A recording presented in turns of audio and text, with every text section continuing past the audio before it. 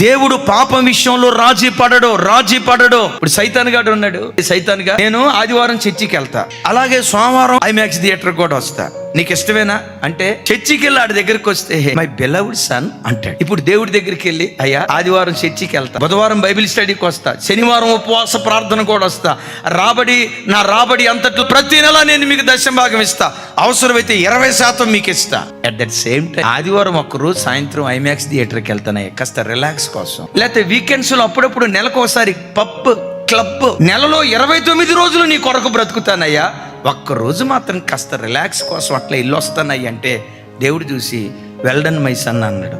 నా దేవుడు ఏమంటాడో తెలుసా? నీ హృదయములో నాకొక్కడికి మాత్రమే చోటు ఉండాలి, నాకు తప్ప మరొక దానికి నీకు చోటు ఉండకూడదు. నీవు ఎలా ఉండాలో తెలుసా? ఒక్కడే పురుషునికి ప్రదానం చేయబడిన పవిత్రురాలైన కన్యకగా యేసుకు మాత్రమే నువ్వు సొంతం కావాలి.